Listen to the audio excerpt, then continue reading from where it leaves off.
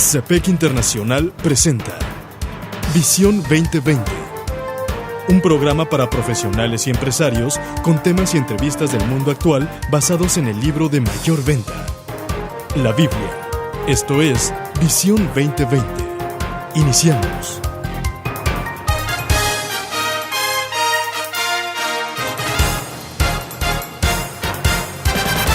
Bienvenidos a su programa Visión 2020. Les saludamos el doctor Enrique Cepeda con la alegría de siempre y Edgar Medina. Hoy presentamos el programa 740, la Biblia y su confiabilidad. Para iniciar escuchemos 2 de Pedro capítulo 1 versículos 16 al 21. Cuando les dimos a conocer la venida de nuestro Señor Jesucristo en todo su poder, no estábamos siguiendo sutiles cuentos supersticiosos, sino dando testimonio de su grandeza, que vimos con nuestros propios ojos. Él recibió honor y gloria de parte de Dios el Padre, cuando desde la majestuosa gloria se le dirigió aquella voz que dijo: «Este es mi Hijo amado, estoy muy complacido con él». Nosotros mismos oímos esa voz que vino del cielo cuando estábamos con él en el Monte Santo. Esto ha venido a confirmarnos la palabra de los profetas, a la cual ustedes hacen bien en prestar atención, como a una lámpara que brilla en un lugar oscuro, hasta que despunte el día y salga el lucero de la mañana en sus corazones. Ante todo, tengan muy presente que ninguna profecía de la Escritura surge de la interpretación particular de nadie, porque la profecía no ha tenido su origen en la voluntad humana, sino que los profetas hablaron de parte de Dios, impulsados por el Espíritu Santo. Doctor, pues continuamos con nuestra serie sobre la Biblia y queremos agradecer a todos los que se han puesto en contacto con nosotros a través de nuestro correo electrónico visión2020internacional@msn.com. Queremos agradecer al Ministerio Esperanza para el Corazón por todas las aportaciones que amablemente, gentilmente, con muy buena voluntad nos han hecho llegar, aportaciones que enriquecen este programa y lo nutren de palabra de Dios. Y queremos continuar agradecidos también con Dios porque ha sido una tremenda bendición para nosotros mismos toda esta serie de estudios sobre la Biblia. Fíjate que somos los primeros en ser bendecidos, en aprender y en profundizarnos en estos conocimientos bíblicos que son principios universales y que son perennes. O sea, no importa qué siglo vivas, siguen siendo vigentes y efectivos. Decíamos en el programa anterior que la Biblia es confiable y podemos nosotros respaldar la autenticidad de que en efecto se trata de la palabra de Dios, basados en que hay muchas verdades de la ciencia que avalan que lo que la Biblia ya anticipaba desde hace miles de años es verdad. Increíblemente lo que la ciencia hoy dice, hace 200 años decía lo contrario y hace 300 otra cosa. La ciencia cambia, pero la Biblia no, permanece inmutable y muchas de las veces lo que ocurre es al revés, que la ciencia finalmente concluye lo que la Biblia ya anticipaba. Así es. Otra situación importante que nos muestra la autenticidad, la confiabilidad de la Biblia es la realidad de su profecía. Se ha anticipado por siglos, inclusive por miles de años, a hechos que han ocurrido puntualmente. Al pie de la letra, y un ejemplo pues eran las más de 300 profecías que se cumplieron en nuestro Señor Jesucristo cuando Él estuvo aquí en la tierra. ¿Qué decir también acerca de la influencia universal de la Biblia en el arte, en la literatura, en la música, etcétera? Pero hoy vamos a hablar acerca de algo importante, doctor, la preservación y la unidad de los manuscritos bíblicos. Los textos se han preservado milagrosamente con sumo cuidado y exactitud. Fíjate qué importante. Es cierto que no tenemos manuscritos originales, autógrafos, pero contamos con más de 6,000 manuscritos del Nuevo Testamento en griego que son copias de los manuscritos originales o de manuscritos anteriores. Fíjate que la asombrosa circulación de la Biblia ha llegado a todo el mundo. Es el libro más vendido tanto de la literatura antigua como de la contemporánea, o sea, hasta el día de hoy.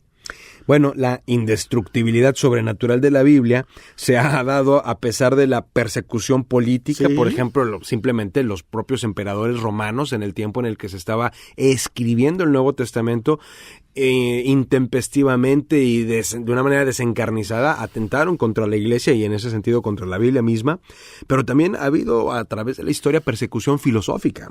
Bueno, fíjate que esto me recuerda al famoso hermano Andrés.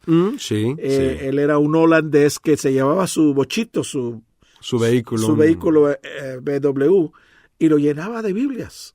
Y cuando cruzaba la frontera, decía: Señor, cuando tú estuviste aquí en la tierra, tú hacías que los ciegos vieran. Ahora yo te pido aquí que los que miren no vean. Sí. Y él pasaba con su bochito lleno de Biblias y así las repartió por todos lados. Y una ocasión hizo algo extraordinario, no sé si te acuerdas. Él contrató un barco y lo llenó de Biblias, el barco. Okay. Los cubrió de plástico y todo.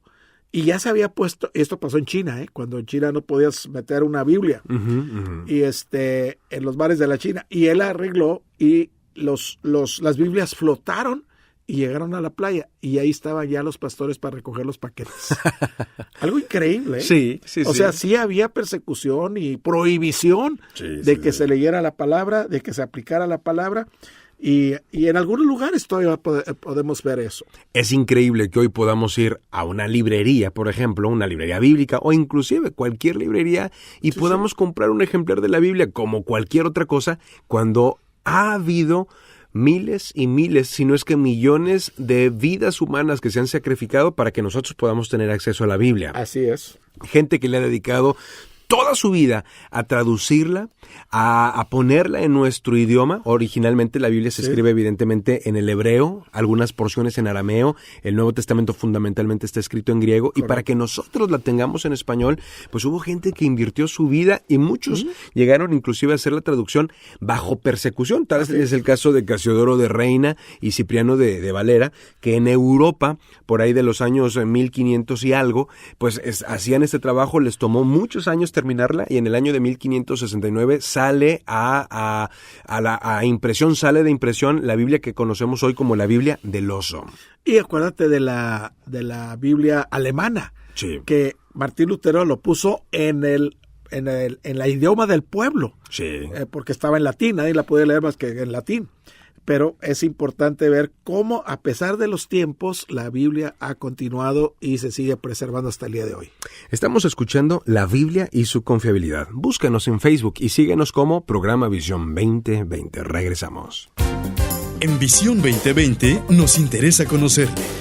Escríbanos a apartado postal 1960 en Monterrey, Nuevo León, México. Código postal 64000. Si nos quiere escribir por correo electrónico, la dirección es todo seguido y en minúsculas. Visión 2020 Internacional @msn.com. Visión 2020.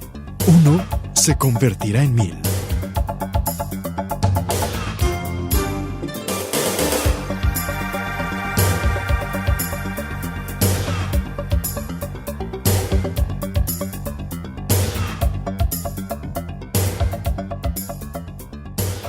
Doctor, le recordamos a todos aquellos que nos escuchan que pueden volver a escuchar este programa, La Biblia y su confiabilidad, en programavisión2020.blogspot.mx. Doctor, la Biblia tiene como sello peculiar, pues que es un libro que se escribió en un periodo de 1600 años y sin embargo guarda una unidad increíble. Fíjate, los 40 autores humanos fueron diferentes y de diferentes épocas, porque como tú dices, abarcó 1600 años para poderse compactar los 66 libros de la Biblia.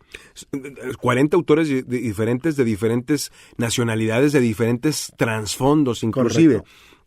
Los 3 idiomas diferentes en que se escribió además, ya mencionamos el griego, el hebreo y el arameo. Y además en 3 distintos continentes fue escrita. Fue escrita también en diferentes estilos de escritura. Hay cuando menos 10 diferentes estilos en la Biblia. Ahora, pero también hay una autenticidad histórica. No solamente la Biblia profetizó cosas que en efecto ocurrirían, sino que la Biblia nos habla de diferentes lugares, de diferentes ciudades, de idiomas, por ejemplo, que con el pasar de los años hemos descubierto, la ciencia ha descubierto, la arqueología ha descubierto, que en efecto existieron. Por ejemplo, el Jardín del Edén. El jardín de Edén estuvo ubicado en el extremo sur del valle formado por los ríos Tigris y Éufrates. Hay un programa de Discovery Channel dedicado Es cierto. totalmente a este tema, el descubrimiento del Edén y todas las características que lo circunscriben. Otro aspecto, por ejemplo, el diluvio. La Biblia nos habla, allá en el Génesis, de que hubo un diluvio, de que hubo un momento en que la tierra fue cubierta por agua. Sin embargo, ¿qué es lo que han descubierto los arqueólogos? Fíjate que en 1853 el señor Ransom descubrió en Nínive tablillas mencionando el diluvio. Así es, tablillas mencionando el diluvio. Otra referencia que tiene que ver con descubrimientos arqueológicos es el lugar de nacimiento de Abraham. Fíjate, Woolley descubrió al sur de Babilonia el lugar donde nació Abraham, allá por 1922, entre el 22 y el 34. ¿Correcto? Increíble. Sí. Otra referencia bíblica que se ha podido constatar vía la investigación arqueológica es la existencia de las ciudades de Sodoma y Gomorra. Tú sabes que Sodoma y Gomorra estaban ubicadas en la parte sur del Mar Muerto. Sí. Y esas dos ciudades fueron destruidas por fuego y azufre. Sí. Otra, la estancia de Israel en Egipto. Algo de lo que nos habla la Biblia ampliamente en el libro del Génesis y posteriormente viene el libro del Éxodo, que es precisamente la salida de Israel de esta nación, en aquellos entonces la nación más importante del mundo. Esto es algo que la arqueología ha constatado. Fíjate, los datos bíblicos concuerdan con los monumentos egipcios antiguos. Y ahí nos lo dice allá en Éxodo 1 al 7 y también Éxodo 12, 40 y 41. Cómo los hijos de Israel fructificaron y se multiplicaron y fueron aumentados y fortalecidos en extremo, y se llenó de ellos la tierra. Otra referencia, otro descubrimiento bíblico que viene a reforzar esta enseñanza que nos muestra la Biblia en el libro del Génesis y del Éxodo, son las cartas de Amarna que fueron encontradas en el año de 1886. Lo mismo el nacimiento de Jesús. ¿Qué descubrimiento encontramos? Bueno, antes que eso, el nacimiento de Moisés. Sí. El nacimiento de Moisés tiene una base arqueológica por manuscritos antiguos de los egipcios. De los mismos egipcios. Así es, que van totalmente en paralelo a la enseñanza bíblica del nacimiento de Moisés. Sí, porque cuando dice que el niño creció, ella lo trajo a la hija de Faraón, la cual lo prohijó y le puso por nombre Moisés, diciendo, porque las aguas lo saqué. Hay un descubrimiento arqueológico que avala la construcción del templo de Salomón, del que nos habla la Biblia por ahí del libro de los Reyes. Entre 1980 y 1985 se descubrió en el norte de Siria un templo muy similar, y esto apoya la exactitud de la descripción bíblica del templo. Las excavaciones lo que hicieron fue revelar el arsenal de Salomón, el lugar donde guardaba sus carros de batalla y los hornos de cobre. Fíjate qué interesante. Y otra referencia bíblica es el sitio donde crucificaron a Jesús. Así es, hubo un descubrimiento arqueológico que muestra que existe una saliente rocosa aproximadamente de unos 10 metros de alto en el exterior de la pared norte, cerca de la puerta de Damasco, que se llama Monte de la Calavera o Gólgota, y se cree que este fue el sitio donde fue crucificado Jesucristo. Y lo mismo la referencia bíblica en cuanto al sepulcro de Jesús. ¿Cuál fue el descubrimiento arqueológico? Bueno, se encontró una tumba en el extremo occidental del Monte de la Calavera, exactamente como lo describe la Biblia. Y el descubrimiento arqueológico más importante relacionado con la Biblia fueron los rollos del Mar Muerto allá en 1947. Y recordemos Que uno se convertirá en 1000. Hasta la próxima. El Comité de Profesionales y Empresarios Cristianos presentó su programa Visión 2020. Hombres y mujeres buscando la voluntad de Dios en el mundo empresarial. Escuche nuestro próximo programa a la misma hora en esta estación. Visión 2020. Uno se convertirá en 1000.